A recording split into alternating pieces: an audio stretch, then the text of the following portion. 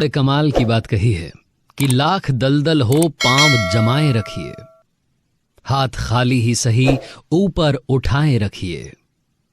कौन कहता है छलनी में पानी रुक नहीं सकता, बर्फ बनने तक हौसला बनाए रखिए।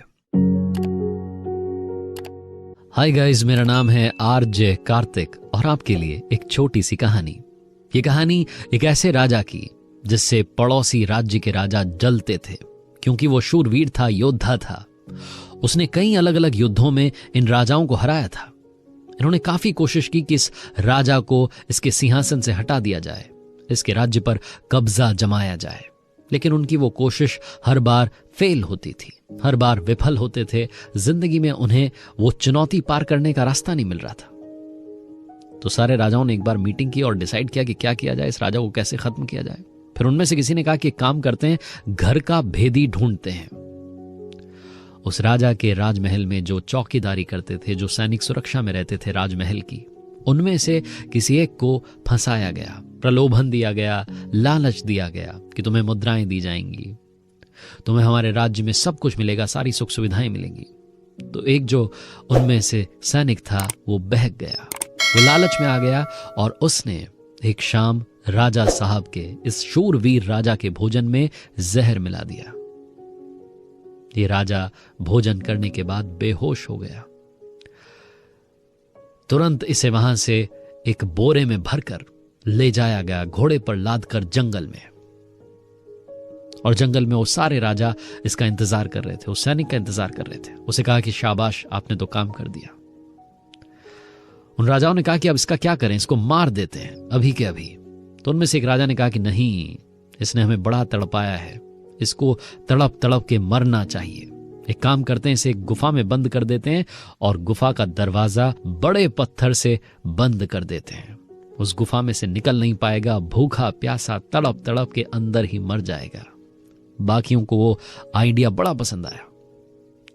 इस शूरवीर राजा को जो बेहोश पड़ा था, इसको गुफा में पटक दिया गया। एक बड़े पत्थर से उसका दरवाजा बंद कर दिया गया, जो कोई अकेला आदमी हिला ही नहीं सकता। सारे जो बाकी के राज्यों के राजा थे अपने अपने राज्य में चले गए और प्लानिंग करने लगे कि कब इस राजमहल को अपना बनाना है, कब हमें इस राज्य को भी अपना बनाना है। उसकी तैयारी करने लगे, जश्न मनाने की तैयारी में थे।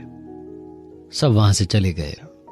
थोड़े समय के बाद में इस बेहोश राजा को होश आया और इसने देखा कि एक गुफा में पड़ा है।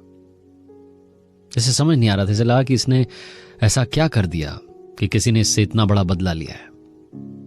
भूखा प्यासा अंदर ही तड़पने लगा। इसे लगने लग गया था कि इसकी जिंदगी खत्म होने वाली है। इसके जीवन का सबसे बड़ा संकट का समय था। लेकिन इसे अचानक से इसकी मां की कही हुई एक बात याद आई। इसकी मां ने इसे बचपन में कहा था कि कुछ तो कर, यूं ही मत मर। और वो मंत्र जब याद आया तो उठ खड़ा हुआ। भूखा प्यासा, ताकत खत्म हो चुकी थी, लेकिन फिर भी हिम्मत करने वाला था उस पत्थर को हटाने की। उसके पास पहुंचने ही वाला था कि अचानक से इसे एक सांप ने डस लिया। ये सीधा जमीन पर गिर गया। इसकी जिंदगी में संकट पर संकट आते जा रहे थे। समझ नहीं आया कि अब क्या होगा, मैं मरने वाला हूं, जहर मेरे शरीर में फैलने वाला है। तुरंत इसके दिमाग ने काम किया। इसने अपनी कटार निकाली और पैर में जहां सांप ने डसा था उस हिस्से को काटकर फेंक दिया। एक बार फिर से उठ खड़ा हुआ, फिर से इसे वो मंत्र याद आया, कुछ तो कर, यूं ही मत मर। ये पत्थर के पास जाने वाला था, लेकिन खून इतना बह रहा था, इसे समझ नहीं आया कि ये चल भी पाएगा कि नहीं।